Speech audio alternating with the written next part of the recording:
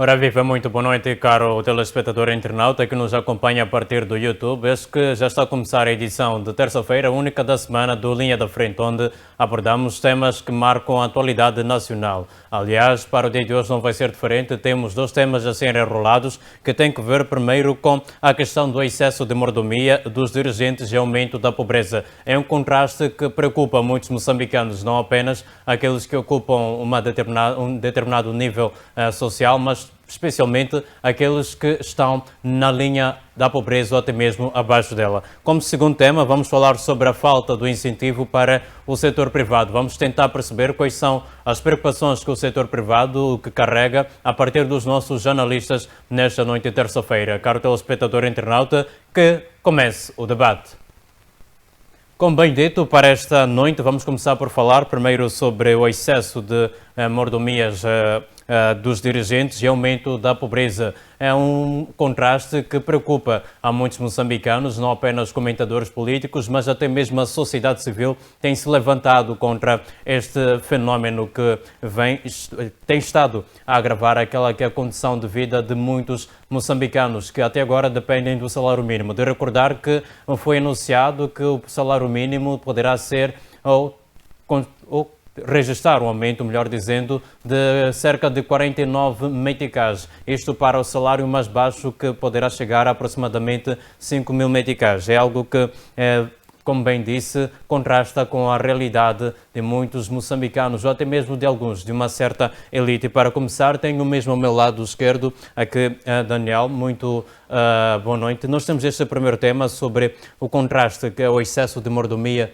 dos dirigentes moçambicanos com o excesso de pobreza, ou poderia dizer o aumento da pobreza. Muitos moçambicanos se encontram ou na linha da pobreza ou até mesmo abaixo dela. O que dizer sobre isso? Muito boa noite. Os seus pontos prévios em 2, 3 minutos. Muito boa noite, muito obrigado. Muito boa noite, Baltazar. Muito boa noite, Belize. E boa noite a todo mundo lá em casa. Meu ponto prévio é um ponto é curto, mas preocupante. É acerca da comunicação da Ordem dos Médicos em relação à Universidade de Chipande. Quando a Ordem dos Médicos vem descredibilizar o curso de medicina após primeiro grupo sendo formado, primeiro, segundo grupo, e agora a Ordem dos Médicos vem com essa ladainha de que os estudantes formados no curso de medicina no Chipande, que o currículo deles não é credível, não só que os estudantes na qual estão sendo formados pelo Chipande não terão acesso à Ordem dos Médicos. Então a minha pergunta é, durante todo esse período a Ordem dos Médicos calou, não se pronunciou, e só agora que vem dizer que os estudantes do Chipande estão impedidos de poder exercer a medicina porque não irão fazer exame na Ordem dos Médicos. A minha pergunta é, os pais que pagaram aqueles cursos, como é que vão ficar? Os mesmos estudantes, então se calhar a Ordem dos Médicos ou vem testar nossa paciência como moçambicanos para poder perceber quer medir nossa temperatura, se calhar, para poder perceber até que ponto nós estamos, porque é muito triste, um pai ou um indivíduo, nem seja pai, ou mesmo os formados, estão preocupados com essa situação, então se calhar, Ordem dos Médicos, essa é uma questão pessoal, não técnica, então que vá conversar com o reitor do Chipande e regularize essa situação. Indo à situação do tema em causa, dissemos que é um tema muito preocupante e é um tema interessante da atualidade. Por quê? Porque a situação da mordomia nos dirigentes é excessiva. Isso é sabido e não é novidade para ninguém. Eu acho que quem prestou atenção na semana passada, quando naquele meu ponto prévio acerca das viaturas e do CDCIF, então isso está aliado à mesma situação de catástrofe em que os dirigentes têm altas viaturas, têm altas mordomias e se atribuem salário de 1.500.000, se atribuem salário de 2 milhões, então sempre haverá desigualdade. Imagina só, eu vi há dias numa reportagem em que as mulheres de Namaroi reclamam que não há emprego, em que o administrador distrital também mostrou-se preocupado com essa situação. E visto que ainda mesmo assim, preocupado as mulheres reclamando, mas há uma instituição que é o CDCIF, que se atribui altos salários, se atribui altas viaturas. Então isso é uma extrema preocupação. O que faz esse departamento? O que faz essa área? O que produz esta área? Então é uma preocupação, há muita desigualdade na qual os dirigentes são os mesmos, se calhar alguns mesmos dirigentes que durante a campanha eleitoral conversam com aquela população, votem em nós, façam aquilo quando já atingem o poder. São eles que esquecem aquela camada mais pobre. Aquela camada populacional, para eles não servem nem vêm. São eles que até quando andam na rua prometem estrada, prometem emprego, prometem água, prometem muita coisa que já depois na prática nada se revela e passa-se um ciclo de governação e a população continua no mesmo estado, na mesma situação. Então, se calhar, isso é muito preocupante. Nós temos focos de pobreza, na qual os dirigentes, os deputados, os que representam, os governadores, não estão preocupados. Eles pedem voto daquela mesma população e são eles mesmos que se beneficiam daquela mordomia e esquecem a população. Então, se calhar, isso é muito preocupante nesse exato momento. Temos grande desigualdade, mas quem cria isso é o próprio dirigente. Muito bem, muitíssimo obrigado, Daniel. Passamos então para si, Baltazar. Muito boa noite. Nós temos este primeiro tema. Como bem já se sabe, excesso de mordomia por parte dos dirigentes moçambicanos, que contrasta com a realidade de muitos moçambicanos. Aumento da pobreza, muitos vivem ainda abaixo da linha da pobreza. Como bem se sabe, mais de 50% da população moçambicana está numa situação, poderíamos considerar, de miséria. Não tem sequer a possibilidade de fazer 3 refeições ao dia ou até mesmo 2.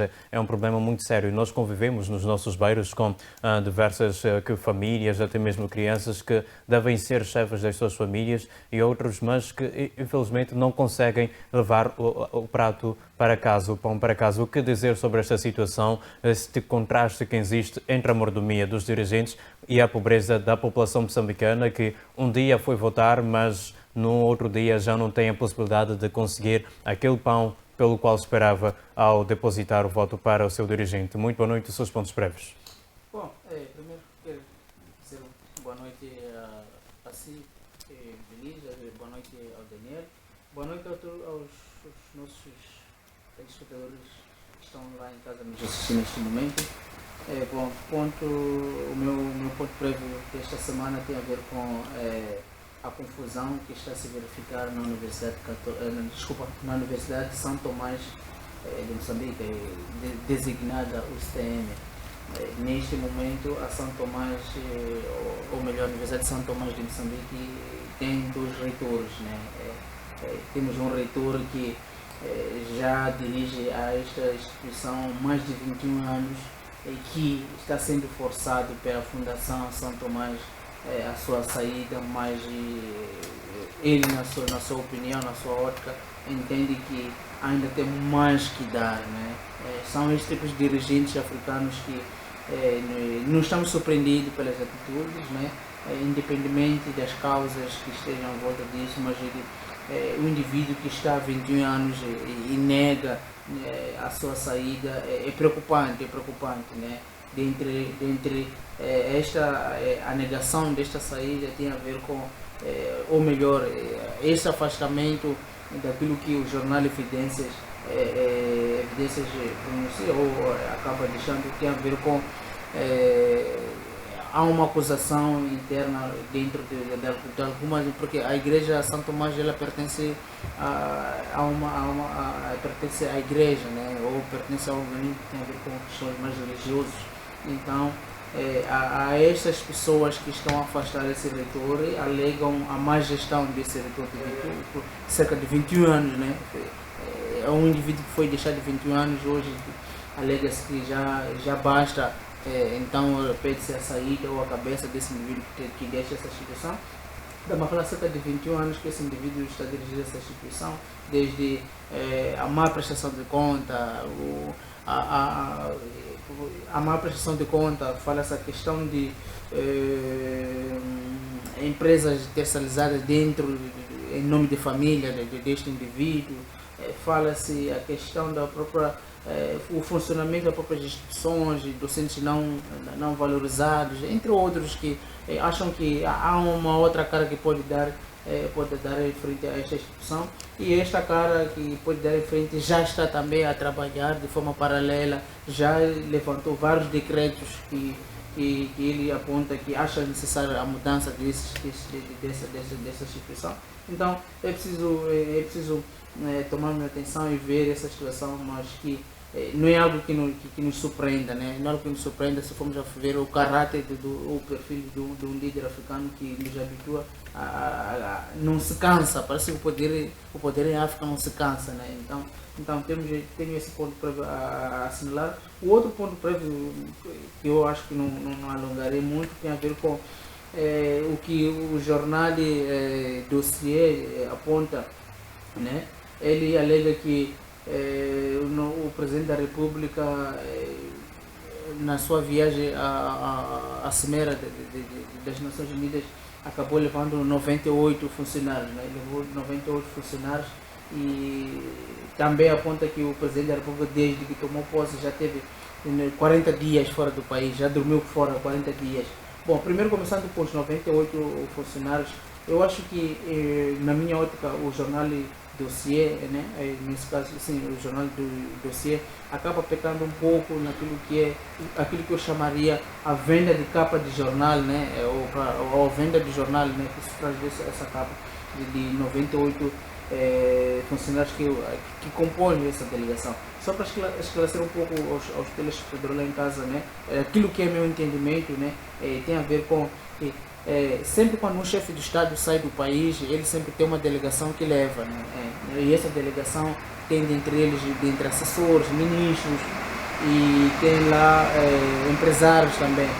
Muitas das vezes quem leva esses funcionários, ou essas pessoas que acabam entrando na comissão ou na comitiva do presidente para a participação do encontro de uma cimeira, de uma reunião a nível internacional, nem sempre o presidente é que financia, o Estado é que financia essas viagens.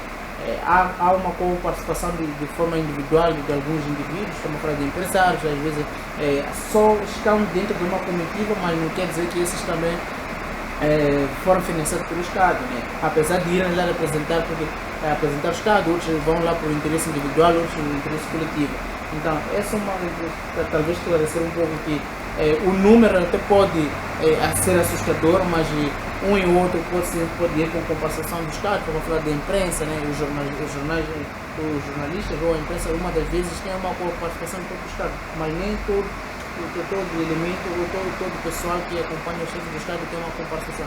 Então era preciso trazer um número real de fato quem foi beneficiado dentre esses 98, quem foi beneficiado e quem não foi beneficiado. Agora, sobre a participação, sobre os 40 dias que o presidente acabou de ir fora do país, bom, devemos ter em conta que o presidente da República é um líder novo e é um chefe de Estado que está a começar a dirigir o país, nem sequer um ano não tem, e ele precisa manter contato contatos com outros líderes, apresentar aquilo que são os planos, extrair mais para ir, ele vai atrás daquilo que são os seus interesses para formatar aquilo que são as exigências, é aquilo que podemos chamar de políticas públicas ou política externa como política pública, né? Dentro daquilo que são as nossas cidades, dentro do país, né? Vamos além de fronteira ir buscar soluções, oportunidades para poder combater aquilo que são as nossas dificuldades aqui dentro do país. Então, é normal constatarmos e é normal que o número vir subir, porque se formos a ver, a primeira cimeira que o presidente da República participa das Nações Unidas agora é o primeiro encontro dele, teve o encontro da União Europeia e outros encontros que ele vai participando, então é muito normal esse número de 40 dias que ele acaba dormindo fora. Bom, agora indo àquela sua questão, indo àquilo que é a sua questão que coloca aqui, que é o nosso debate, que tem a ver com a questão das mordomias, indo na realidade daquilo que são os moçambicanos, como muito bem meu colega falou, a questão de responsabilização dos próprios dirigentes. Já precisamos de dirigentes que não pensem só no seu bolso. Governar ou fazer política não é fazer política para si. Alguns estudiosos já deixavam bem claro isso, de que é preciso, se formos a ver na antiguidade, tínhamos ali, para você ser um bom líder, né, tinha que ter uma boa razão para poder governar. E estamos a ver que os nossos líderes atualmente não têm levado esse espírito de poder governar para o povo. Às vezes governam, às vezes alguns líderes vem manchando aquilo que é a governação, não só a nível de Moçambique, a nível da África, ou quiçá a nível do mundo. Por isso podemos constatar esses casos aqui dentro do nosso país. Muito bem, muitíssimo obrigado, Baltazar. Passamos então, depois desta análise superficial para janeiro, nós temos esta situação, tal como o Baltazar bem mencionou, que o Presidente da República já realizou em 8 meses algumas viagens, e nessas mesmas viagens ele passou 40 dias fora do país. E não só. A viagem que ele fez a Nova Iorque, levou estas 98 pessoas, custou cerca de 40 milhões de meticais. Eu gostava de saber, talvez o povo moçambicano também, qual é a necessidade de tantos gastos, tantas viagens que acabam levando valores tão absurdos, se a população moçambicana não tem sequer acesso à saúde ou até mesmo à educação condignas. Algo interessante. É apenas uma viagem que custou 40 milhões de meticais. Realmente é uma viagem muito desafiadora, é uma questão muito desafiadora, que eu quis dizer, 98 pessoas, levando 40 milhões, não é? Então, isso aí é uma questão mesmo preocupante, porque visto que ainda ontem o secretário de Estado para a área do Tesouro diz que o atraso salarial é devido a fluxo, uma linguagem que ele usou, a fraco fluxo, sei lá, que ele usou. Então, ali está essa questão. Se calhar, eu diria que é brincadeira de mau gosto. Eu diria, porque ele levaram um número de 98 pessoas, disse muito bem o Baltazar. Não há necessidade de levar 98 pessoas. Qual é o papel que eles tinham lá, 98 pessoas, para poderem gastar? Porque diria que é um passeio. Eles foram fazer lá em Nova Iorque, é um passeio. E tendo em conta que é sua primeira viagem, era lógico que fosse a ministra de Negócios Estrangeiros e Cooperação, a ministra do Gênero e uns 2 ou 3 assessores. E lá, esse assunto ia se ultrapassar agora 98 pessoas. Qual é a imagem que ele quer transmitir ao país? Era para dizer que nós somos moçambicanos, é uma viagem de férias, é uma viagem de passeio, é um turismo, eu acabo não percebendo. E esses 40 milhões que acabou se gastando, não é? Como é que diria o moçambicano? Qual é a justificação, qual é a transparência? De onde é que foi tirado esse valor para custear a viagem? Do Tesouro. É o mesmo Tesouro hoje que vem aqui a tona dizer que hoje o salário já atrasa, estão a reclamar funcionários públicos sem salário, mas foram 98 pessoas, foram passear uma semana, depois voltaram. Então, se calhar aqui, o chefe de Estado, e não só eu, acabo vendo nessa governação de Daniel Chapo, há um excesso de poder e há um excesso de pessoas dentro da governação, porque no seu discurso ele foi bem claro que podia reduzir, mas ele não reduziu. Ora, vejamos, só nesse exato momento, parece que no gabinete dele tem 9 assessores. Daniel Chapo tem 9. O que fazem 9 assessores? Tem 9 assessores. A cada ministério tem secretário de Estado para a área X, que eles fazem papel de vice-ministro. Então, se calhar, que há um excesso que o chefe de Estado está a cometer, excesso de poder e excesso financeiro. Porque não sei qual é a justificação que ele vai dar, depois se ele dá justificação, a quem ele presta conta. Então, se calhar, aqui deve tentar sentar o Ministério da Economia e Finanças e o pessoal que gera aquelas finanças. Não sei se houve também requisição. Quem custeou as viagens, se esses 98 foram viagens a título individual, foram custos do Tesouro, deve nos informar. Se eles foram lá tudo bem, se foram a convite do chefe de Estado, qual é o papel que lá iam fazer, depois o que essa viagem ia agregar para os moçambicanos, porque faz diferença. 98 pessoas foram e depois ao voltar, tem que convocar uma imprensa, dizer que ok, fomos 98, foi uma comitiva de 98 e cada um diria qual é a função que tinha. Se calhar uns iam carregar mala do presidente, outros era que nem um protocolo só para poder arrumar a pasta, para carregar documento. Tem que nos dizer.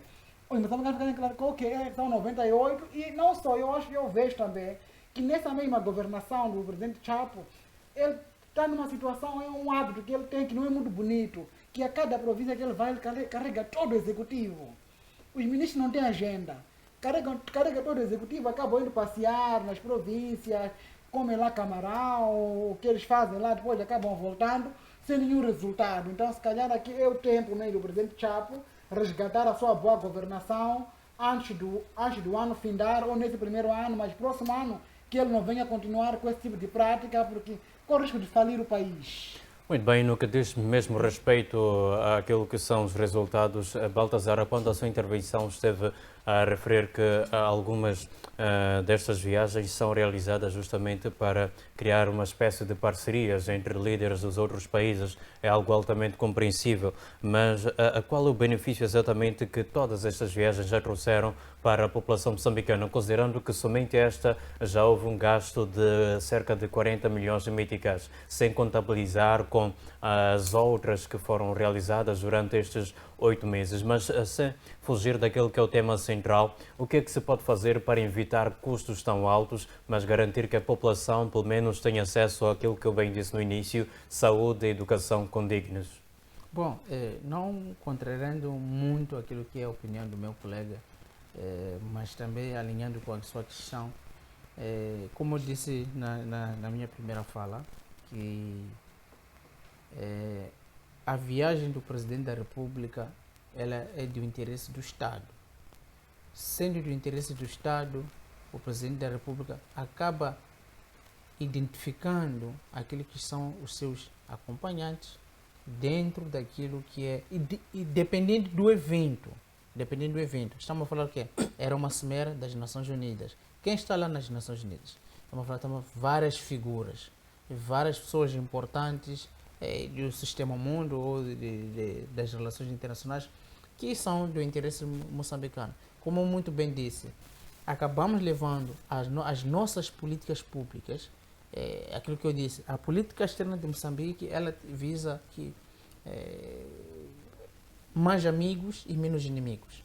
Logo, era estratégico levar um número, até que o número não estava em causa, mas sim estava aqui em causa, levarem pessoas a estratégia que possam fazer uma cooperação, que possam fazer uma relação daquilo que são os problemas de Moçambique.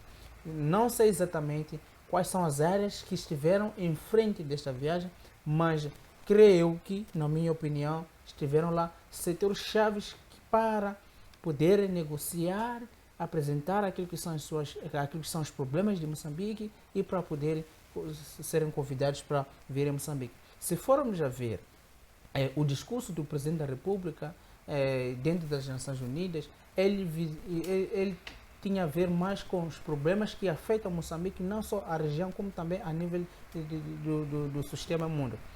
E outra coisa, o outro discurso dele é que acabou se convidando, não acabou se convidando, mas o discurso dele estava mais para quê?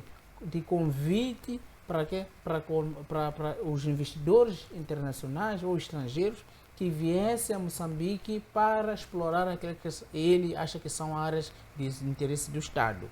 Por isso, digo mais uma vez que os que fizeram parte desta comitiva que acompanhou o chefe do Estado a esta cimeira, creio eu que foram pessoas estratégicas para aquilo que são o interesse do povo moçambicano e do próprio Estado.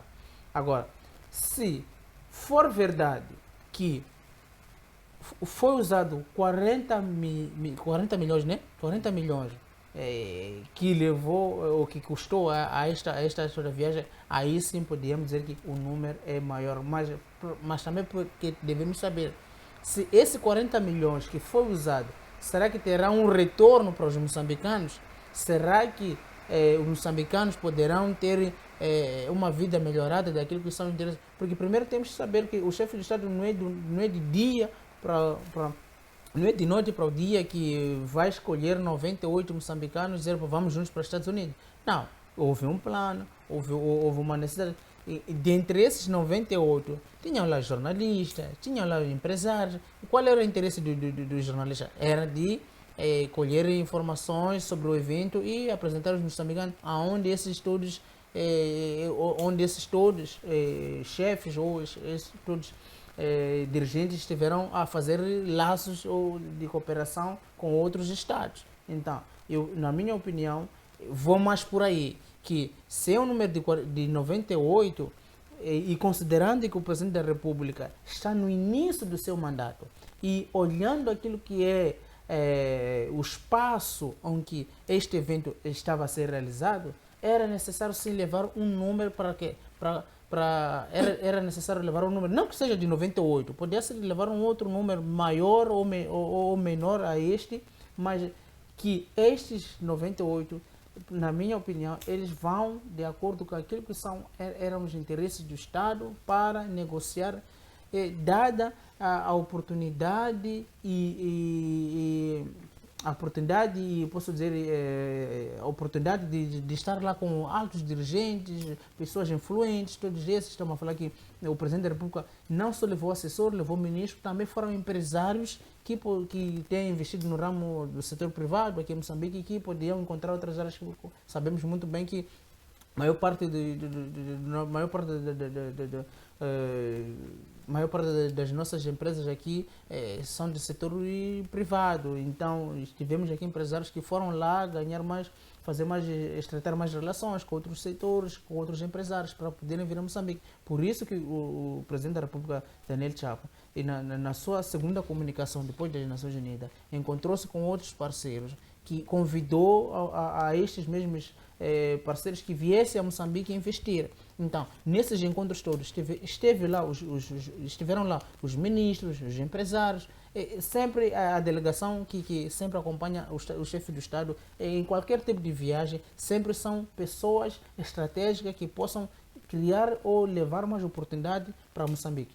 Muito bem, muitíssimo obrigado, Baltazar. Daqui a mais um pouco volto para si já para encerrar esta discussão em relação a este primeiro tema, mas a janeiro falamos sobre carros de luxo, casas também altamente luxuosas, subsídios e outras mais regalias, e é um contraste. A única coisa que se precisa fazer é colocar o pé para fora e já nos debatemos com a realidade. Falta de transporte, falta de habitação para a juventude especialmente, a falta de escolas, carteiras nas escolas que já existem, especialmente nas áreas rurais. Não apenas isso, há também a questão da falta de pagamento de salários, subsídios e também o 13º. Como é que olha para tudo isto? Será que estamos de fato a combater a pobreza em Moçambique? Nós estamos a combater a pobreza em Moçambique tendo em conta todos os fatores que aqui mencionaste. Por quê? Porque tens que saber, a cada setor ou a cada área temos gravíssimos problemas. Quando tu vais ao setor da saúde, há de perceber que até nas zonas rurais não há medicamento. Só há paracetamol e outros medicamentos, aqueles vulgarmente antirretroviral. E quando tu vais para o setor da educação, tu percebes que as crianças sentam debaixo das árvores para aprender. A época chuvosa, elas já têm nem poder ir para a escola. Vai para o setor da agricultura, ainda continuamos no nível de cabo curto, a nossa agricultura. Vai para o setor de pesca, então transporte, já nem falamos, nós estamos em Maputo, dia a dia, nós percebemos, sentimos na pele, questão de transporte, então significa que o nível da pobreza tende ainda a aumentar. Tende ainda a aumentar por quê? Porque é aquele mesmo dirigente que eu estava aqui a falar recentemente, que prioriza comprar uma viatura de 5 milhões de meticais. Ele prefere, ainda agora, que houve um ministro que foi nomeado pelo Presidente da República, na sua nomeação, ele alegava dizendo que a casa que ele vivia, que ele foi atribuída para poder ficar, é pequena, é menor para a sua família, que ele optava por ir para uma casa mais cara. Está percebendo o que é isso? São níveis alarmantes. Ele jurou servir o povo, mas o mesmo ministro que diz que não, a casa que foi atribuída pelo governo é pequena, porque tinha uma família maior, que ele prefere ter uma casa mais cara. De quem são os custos? Do governo que lhe confiou. E eu mesmo, a pessoa que para a dizer que representa o povo, dizer que o nosso ministério é mais para a população, mais para dialogar com o povo. Qual é o diálogo com este povo? O que esse povo espera? Nada. Não há ganho nenhum, na verdade, como combater a pobreza, enquanto nós continuarmos com esse nível desse nível de dirigência, não é? Ou como estamos a dirigir o país. O país está sendo conduzido, o país tem muitos recursos, mas ao mesmo tempo, esse mesmo recurso não beneficia o povo na sua realidade. Hoje falamos do terrorismo, também uma das causas é a pobreza que causa o terrorismo. Porque temos lá Rubi, temos lá muita coisa dentro do Cabo Delegado, mas a população local não se beneficia. O que há? Há terrorismo e há pobreza. Então nós temos muita pobreza no país, mas essa pobreza, uma das causas é a forma como o país está a ser dirigido. Temos dirigentes com altos salários que não pensam pelo povo. Eu sempre digo e repito, quando chega tempo de campanha, É o mesmo dirigente que anda na última viatura hoje. Ele senta comigo aí embaixo da árvore, ele come aquela mesma estima precária, sem condições comigo, diz vota e vota, e eu acabo ficando convencido, mas depois ele fica 5 anos que não vai mais naquela comunidade. Digo, só de voltar daqui a 5 anos a pedir mais voto. Percebe? Então é uma situação muito complicada mesmo de se resolver, eu não sei.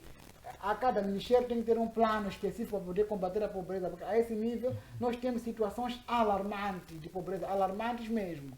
Muito bem, muitíssimo obrigado, Xanei. Passamos então para si, Baltazar, a mesma pergunta, no mesmo contexto dos carros luxuosos, as casas não apenas grandes, mas também luxuosas, que exigem um número talvez que se considera elevado de funcionários para colocar a mesma residência a funcionar em perfeitas condições. Outras mais regalias que não somos capazes de mencionar cá, mecanismos de proteção para os dirigentes, mas quando colocamos o pé para fora nós vemos uma população que sofre com transportes, principalmente nesta época em que já começa a cair a chuva. Então os cobradores, se me permitem, acabam infelizmente não levando algumas pessoas porque estão demasiado molhadas e não querem que molhem os restantes passageiros. Como é que olha para tudo isto? Estamos de fato a combater a pobreza com este contraste entre aqueles que vivem por cima do ouro e aqueles que vivem abaixo do ouro, mas não sendo iluminadas por este mesmo brilho? Bom, eu diria que a nível do governo, né, já se fala muito em Moçambique a questão do plano de governação. E este plano de governação tem falhado muito. Nós como nação, nós como Estado, não temos um plano daquilo que é uma boa governação, o que queremos o amanhã, não temos. As instituições, principalmente os ministérios, estão à sorte, cada um dirige a sua maneira, o final de tudo é um dia produzir alguma coisa. Não estamos a seguir uma meta. O chefe do Estado, na sua comunicação nas Nações Unidas, na Cimeira das Nações Unidas recentemente, ele falava a questão de preocupou-se, né? Preocupou-se a questão de se vamos atingir a meta de 2030 ou não, né? Não Moçambique, falo em termos de nação, falo em termos do mundo, né? Aqueles que estão em frente a perseguição dessas metas todas. Então, o chefe de Estado colocava aqui essa preocupação. Estamos muito longe de seguir essas metas. Por que não vamos conseguir atingir essas metas? Porque a nível dos Estados, não falo do Estado moçambicano, a nível dos Estados, não há um plano que é traçado para o desenvolvimento, né?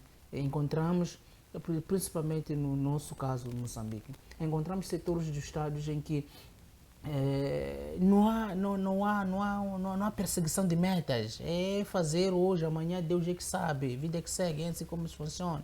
E chegou-se ali às 8 horas, 14h30, no máximo 15 horas a pessoa já está em casa. Não há perseguição de meta. Um e outro é que pode tentar salvar o barco, mas aquilo que já se diz no setor público ou na função pública, há um relaxamento, há um café e açúcar, só isso. Então, enquanto tivermos pessoas que estão ligadas ao governo, ao Estado, que não têm uma fidelidade, não têm um compromisso com aquilo que são suas metas, ainda continuaremos com um Estado, não digo o Estado falhado, mas com um Estado precarizado, que não tem futuro. Ainda teremos os nossos problemas de transporte, de saúde, de educação. Se formos a visitar os ministérios, né? Quais são os planos de governação de cada ministério? Quais são as metas? Quais são as estratégias? Tudo bem que lá existe alguma coisa, mas quem está em frente, quem está em prol dessas metas para poder atingir aquilo que são os compromissos de 2030? Nenhum. Então, enquanto nós tivermos isso, a fazer os arranjos para poder sair né? Porque o que me parece é que nos últimos tempos estamos a viver de arranjos, né? Aqui, para aparecer esse problema, tentamos fechar. É problema de corrupção, tá bom, vamos fechar aqui. A Cernic sai daqui, vai para outro setor. A formação de polícia, era de 4.000, agora passa para não sei quantos. não sei quantos, Era de 11, era de 11, agora é de 4, vamos na educação, epa, esse livro já não dá, vamos meter outro livro, essa empresa que produz livro, esse já não dá, porque isso, porque aquele tem este, epa, tem aquela conexão, pode ser.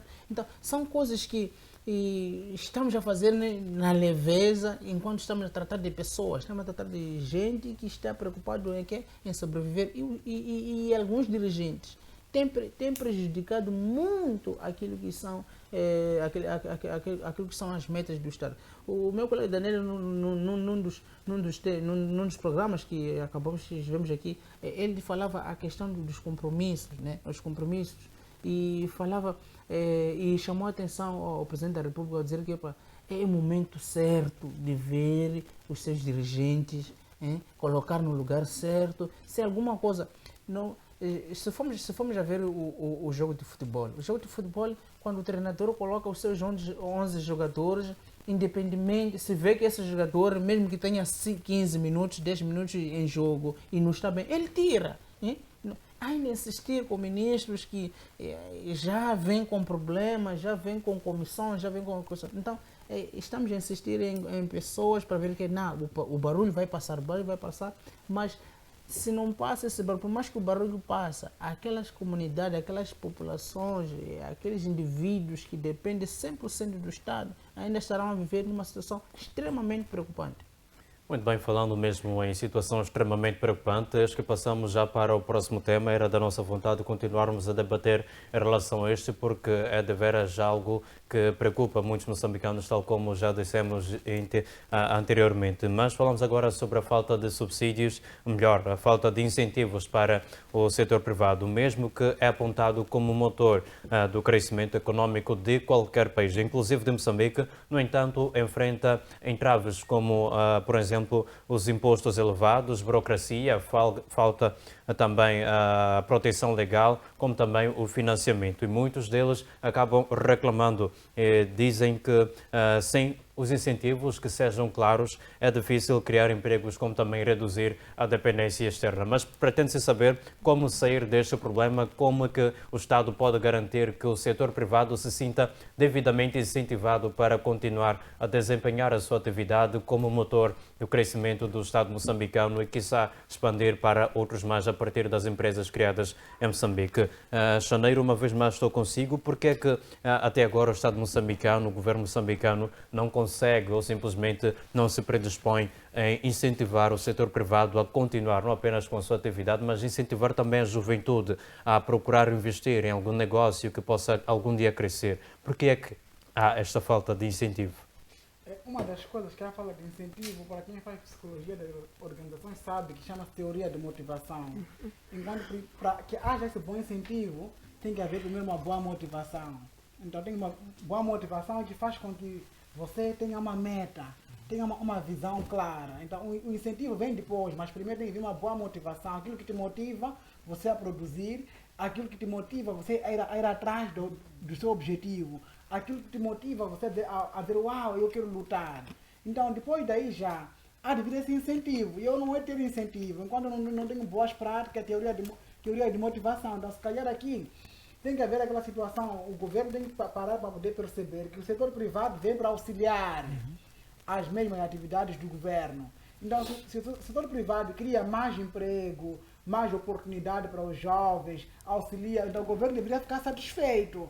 Mas em contrapartida você encontra que hoje em dia, tu criares uma empresa em Moçambique ou criar uma organização, tens muita dificuldade, te dificultam bastante, não só porque tu queres dinheiro, por uma simples papelada. Você coloca um documento numa instituição para legalizar, tem um monte de burocracia. Então, aquelas burocracias são essas mesmas que faz com que o setor privado, ele já ao conseguir, ele já gastou até o próprio fundo que ele tinha para poder investir na empresa. Ele tem um fundo que ele fez plano, ok, esse é meu budget, eu quero abrir minha empresa. Só que ao criar documento para legalizar, tem um monte de burocracia que acaba até gastando aquilo que ele tinha. Então é impossível ou é difícil, ele já quando ele quer operar no mercado, ele vai operar com menos recursos. Quando opera com menos recursos, vai também contratar menos gente daquilo que ele esperava, mas acaba dizendo que não, o setor privado não incentiva, ele acaba entrando num ramo de negócio ou no ramo empresarial, já com frustração. Porque o governo lhe frustrou lá atrás, na criação da sua empresa, na ligação dos seus documentos, que até acaba tendo aquela situação vulgo nhonguismo, que ele tem que lutar, dizer que eu, durante 2 anos, ou 1 ano ou 6 meses, não é de pagar impostos, para eu recuperar aquilo que eu já perdi lá. Então, qual é o incentivo que você espera? Aí não há nenhum incentivo na parte do setor privado e muito menos do governo, porque ambos, um ganhou, outro perdeu. Outro perdeu. Então, nessa situação é muito difícil, pois não há aquela motivação em si, o empresário já entra porque ele quer sobreviver. Ao mesmo tempo, esse empresário pensa em dar emprego aos nossos irmãos, a nós outros como jovens, mas é impossível contratar numa situação em que não há incentivo da parte do governo. O governo tem que abrir mão, não na sua totalidade, mas abrir mão de uma forma leviana. Ok, abre a empresa, os documentos, ser menos burocrático e facilitar com que o empreendedor tenha linha, tenha baliza para poder empreender. Mas, Janeiro, por que tanta burocracia, por que tantos impedimentos, tantas dificuldades que são impostas ao setor privado e àqueles que desejam formar os seus próprios negócios? Não é mais fácil, não é melhor facilitar este processo de criação dos seus negócios, de uma empresa privada, para que o Estado possa ter receitas arrecadadas por esta mesma empresa? Não é mais fácil assim? Seria mais fácil assim, mas temos aquela história do famoso 10%, que alguém quer lá, entrou, eu Daniel, quero abrir minha empresa, ele diz, não há problema, ok, trato aquela documentação, estou legal e tudo, quando eu chego lá a entregar, não há de passar, acredita se quiser, para poder passar, a dizer que não, vou dar no gabinete do diretor fulano, marca audiência com fulano, o documento fica lá, leva-se um tempo já que gastou-se bastante, tem que marcar audiência com o titular da área, há de perceber que tu tens que dar 10%. Qual é meu capital para eu iniciar? Há momentos que eu nem 10% tenho de um capital, eu estou a iniciar, se calhar não tenho muito dinheiro para iniciar, e eu acabo travando. Então, se o governo pudesse perceber que, ok, o setor privado não é meu rival, pelo contrário, ele vem para apoiar aquelas atividades que nós não conseguimos, vem para trabalhar conosco lado a lado. Então, era mais fácil, mas não é fácil por causa dessa famosa 10%. 10% está a estragar muitos mesmo, muitos empresários acabam desistindo até. Porque até eu tenho visto muitas das vezes que é mais fácil um moçambicano ir abrir empresa na África do Sul, depois ele volta para aqui como a sucursal, enquanto que a sua sede está na África do Sul. Já imaginou o que é isso? Aqui é só a sucursal, mas o capital mãe está na África do Sul e nós aqui produzimos, ele faz vice-versa. O país perde. Ele abriu uma empresa na África do Sul, registrou na África do Sul, mas só como ele é moçambicano, é patriota, vem aqui com uma sucursal. Então aquela sucursal acaba trabalhando aqui, mas diz que a sede está no outro país. Então o governo deveria se preocupar com isto. Deveria ficar mais com vontade de poder atrair mais pessoas e não repelir. Mas tanta burocracia dá a repelir. Muito bem, muitíssimo obrigado, Daniel. Volto para si daqui a mais um pouco. Baltazar, a mesma pergunta para si. Por que é que há tanta dificuldade em um governo incentivar este setor privado, que, como bem disse o Janeiro, é o ajudador do governo? Sim, tem a questão esses dias veio na capa de um jornal, já não vem aqui na memória, tem um jornal que destacava que mais uma empresa, acho que é da mineração, que já está a operar em Moçambique por bastante tempo, vai fechar... Há cerca de 35 anos. Há cerca de 35 anos já vai fechar a sua empresa, depois de várias negociações com o governo, não chegaram a nenhum acordo no sentido de apoiar esta empresa a permanecer no nosso território. E é uma dessas, é um exemplo, né? É uma dessas empresas, é um desses exemplos que estamos aqui a falar, que não há um incentivo do setor privado. Tivemos o caso do incentivo dos chapas, né? Disseram que havia uma promessa de que ia-se apoiar os transportadores semicoletivos para ver se podiam reduzir aquilo que são as taxas que são cobradas. Parece que isso não foi muito longe. No passado também já tivemos uma manifestação, acho que foi na altura do presidente Armando Guebuza, em que tivemos as manifestações que culminou com a greve, e havia uma promessa de dar um suporte às padarias, e também isso hoje em dia já não temos isso. Então, tá claro, né? E depois quando encontramos essas notícias que hoje ou ontem acabou saindo que no aparelho do Estado temos cerca de 18 mil funcionários fantasmas. Estamos a falar que até o início, até os finais de outubro, ao início ao início de novembro, estamos a falar que tínhamos cerca de aproximadamente 4 mil funcionários fantasmas. Para hoje, no finais de outubro novamente, e ser apresentado cerca de 18 mil funcionários. É um dinheiro que acaba se desperdiçando. Talvez esse dinheiro que poderia ser alocado para a construção de várias escolas, hospitais, e quem sabe apoiar a essas empresas que têm dado um suporte. E se formos a ver, o Estado não é o maior contratador, né?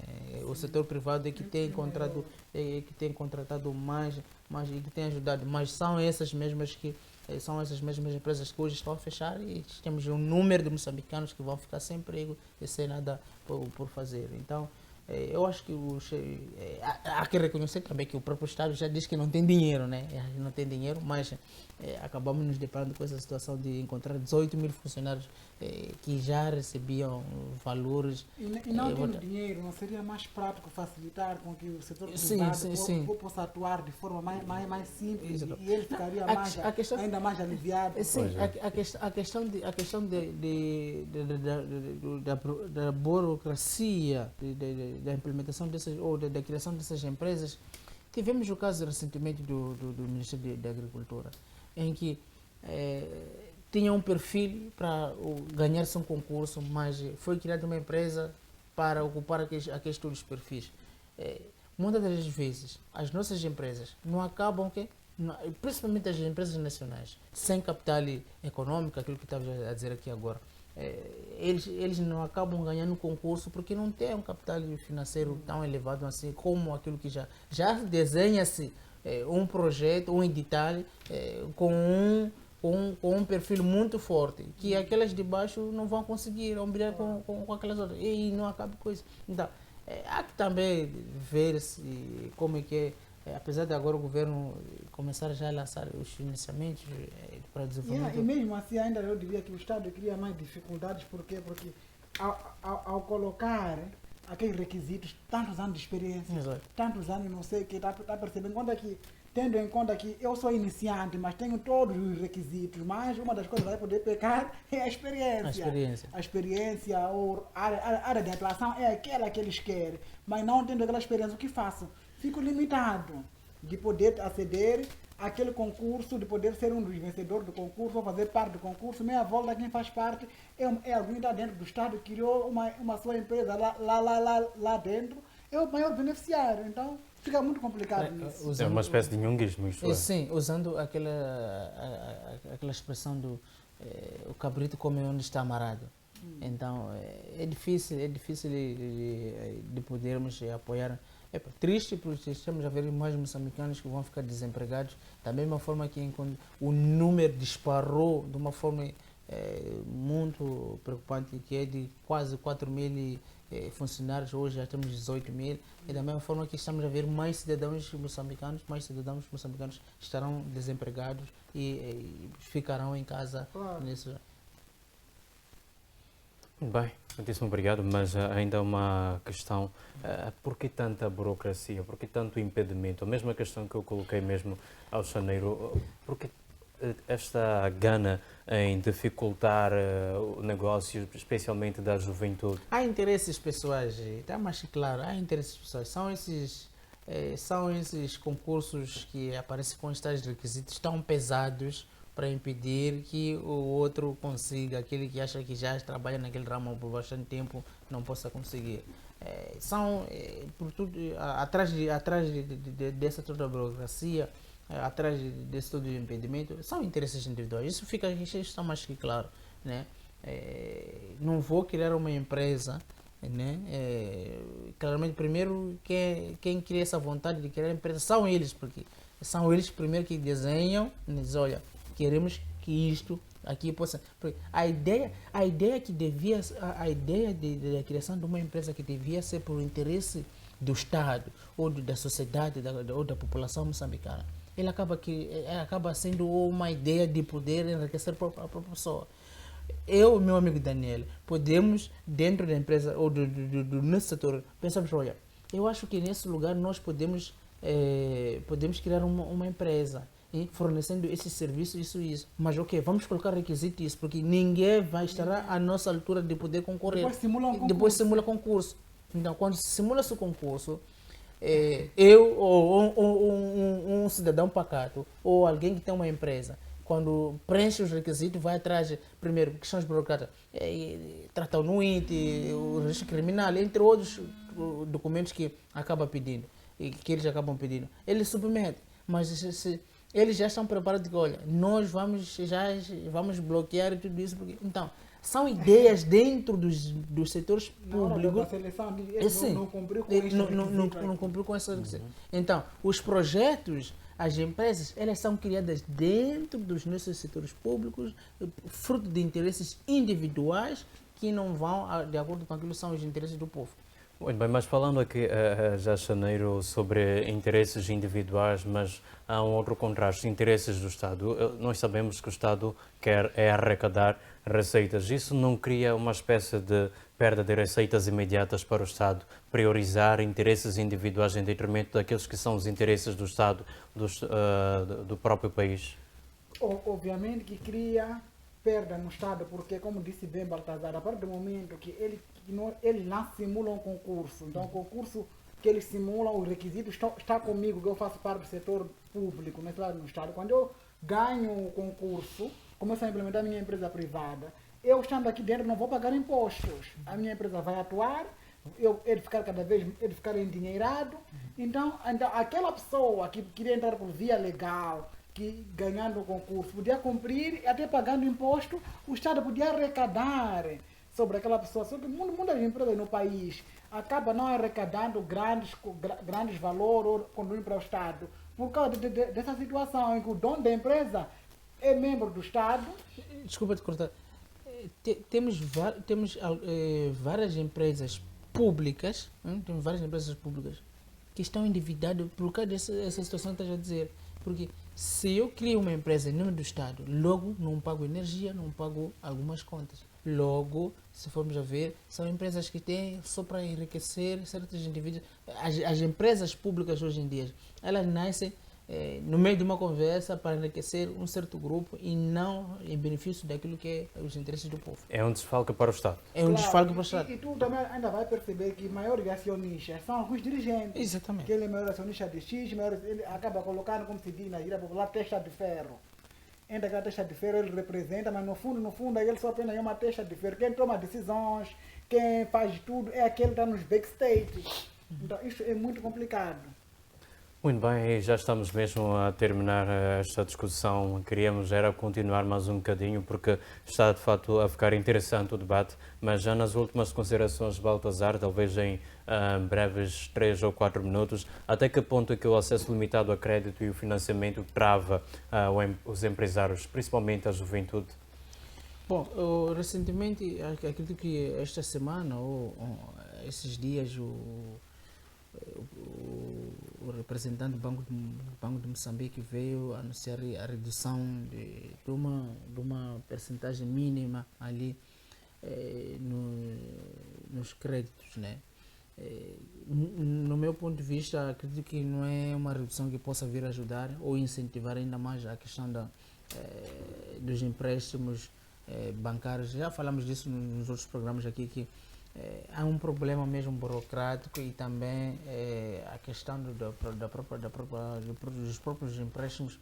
Eles são muito, os bancos cobram muito e acabam deixando o indivíduo, mesmo o próprio indivíduo em si próprio, Cobram acima da percentagem. Cobram acima da percentagem. O próprio indivíduo, eu sair agora, ir a um dos bancos e fazer um empréstimo, claramente estar a realizar os meus 20, 30 anos de vida, né?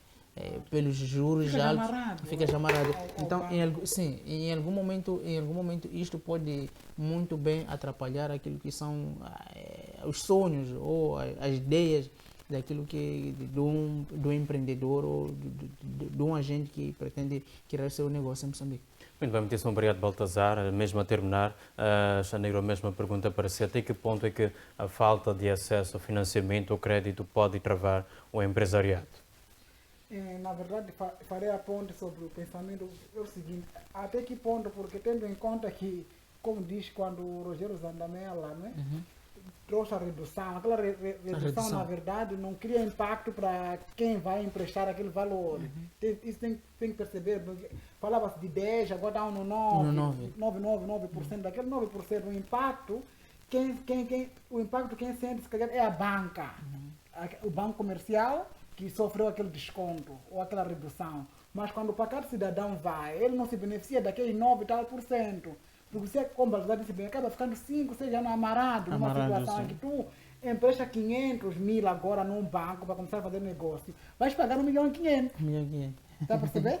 Então, qual é a redução que houve? Não houve redução, mas a banca que foi fazer esse empréstimo é que se beneficia daquele desconto de 9. Mas o cidadão realmente não percebe, não há impacto nenhum, na verdade. Então, se calhar, tinha que haver desconto real. Existem bancos que cobram acima de 100%. Aqui mesmo, bancos comerciais. Quer fazer um empréstimo, mas o valor que você cobra, se pediu 200 mil, vai ter que pagar 500 em 5 anos, ou até 600. Ultrapassou. Então, se calhar a banca aqui também, juntamente com o Banco de Moçambique, tem que ter um desconto real, que esse desconto ou essa redução se faça sentido no próprio cidadão, no impacto daquela pessoa que vai emprestar, para que o jovem possa ter acesso ao financiamento. Porque a esse nível, não vejo nenhum jovem querer iniciar sua empresa, emprestar dinheiro no banco. Todo o lucro é para o banco. Muito bem. O Estado moçambicano ou os bancos comerciais, quem deve assumir maior responsabilidade? O Estado moçambicano tem que olhar para a situação regular, os bancos comerciais. Banco comercial é negócio. Desculpa, não sei como é que ficou aquele projeto que até foi na voz do Presidente da República, em que disse que qualquer indivíduo que tenha uma vontade de criar uma empresa já pode ir no banco com bilhete de identidade, com alvará.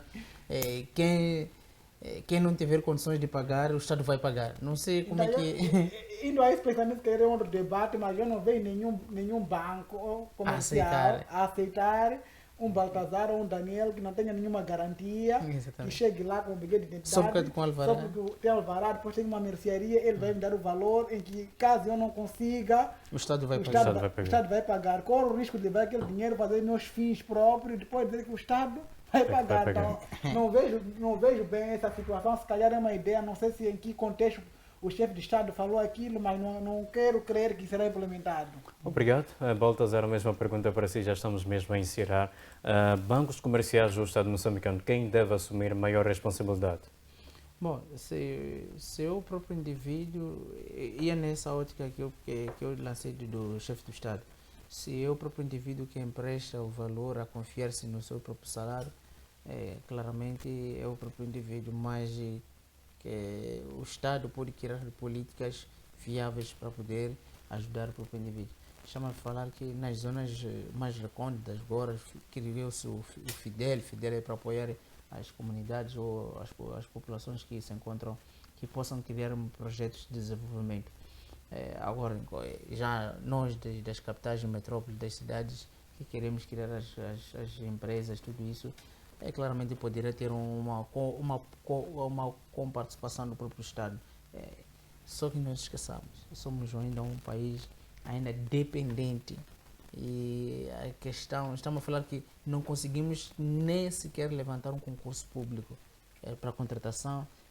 Já foi encerrado a questão de a subida de carreiras, ou nível de carreira, é isso que se diz, né?